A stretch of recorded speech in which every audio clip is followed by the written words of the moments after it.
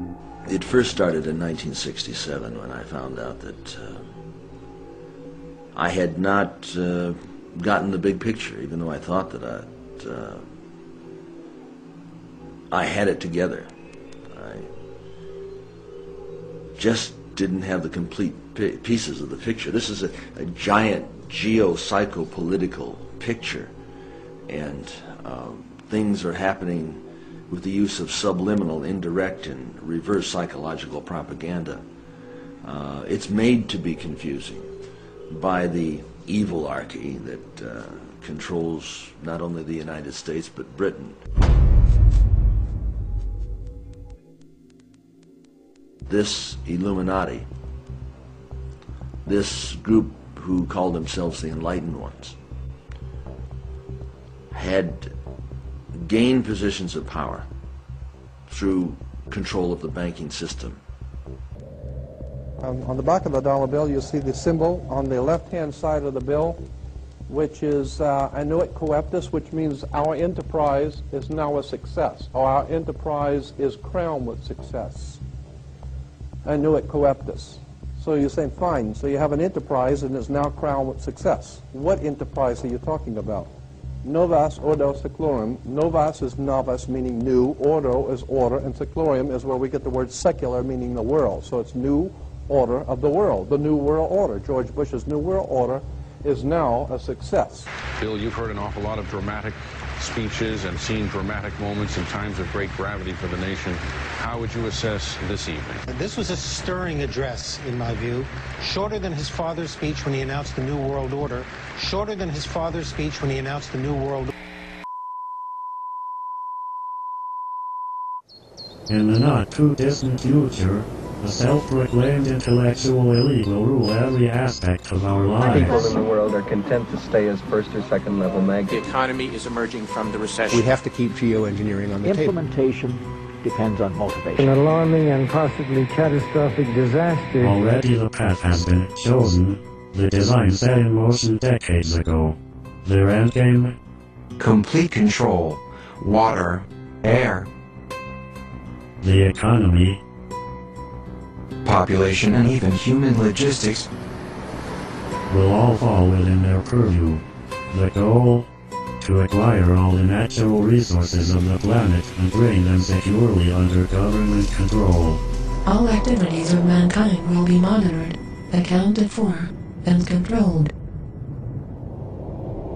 Legislation pretending to address concerns about the environment, national security, and financial stability will in fact be used to erode the very foundations of liberty and to enslave the population. This will all happen in the name of security and progress. Alluding to the notion that this is all for our protection, this will not miraculously occur overnight with the sudden proclamation of martial law. It has been happening incrementally for at least half a century. Every law enacted that truncates the Bill of Rights in the name of national security is another nail in our coffin. Through this type of increasingly invasive legislation, the systematic decay of constitutional law becomes inevitable.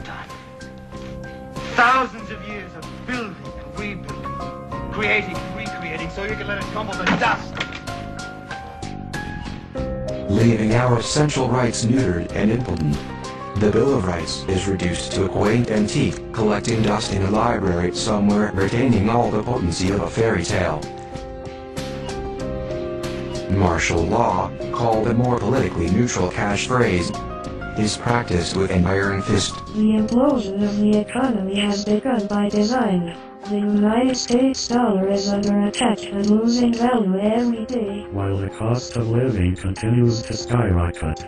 New laws that will effectively double taxes are already on the books and ready to be implemented.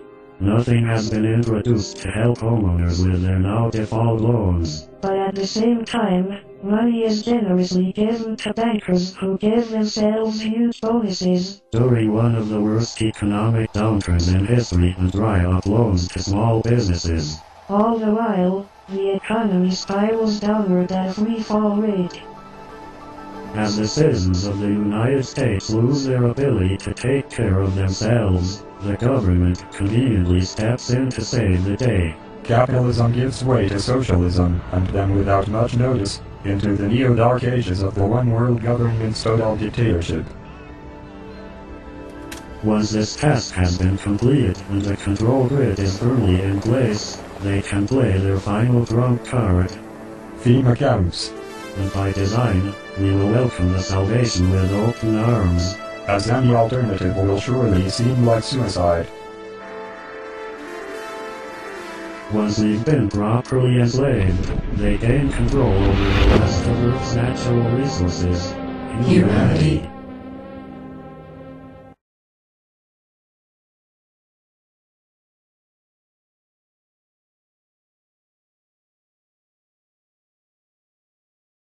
Colonel North, in your work at the NSC, were you not assigned at one time to work on plans for the continuity of government in the event of a major disaster? Mr. Chairman. I believe that question touches upon a highly sensitive and classified area, so may I request that you not touch upon that, sir.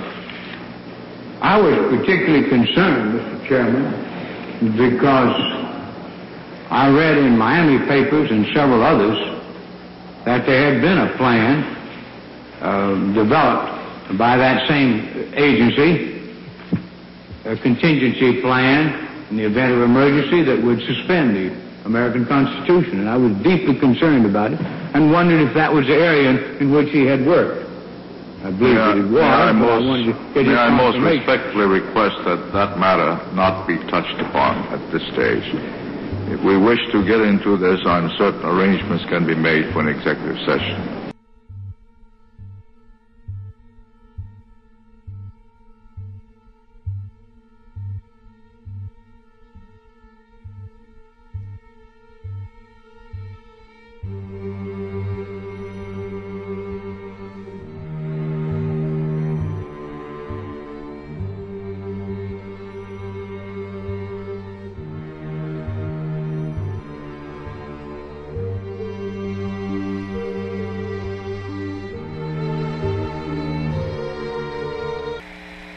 In 1934 is when the Federal Reserve actually finally took total control of the United States monetary system, and that's when they said it is now a success, because this is a symbol, this is an emblem of a secret society of Freemasons called the Illuminati, the German Bavarian Illuminati.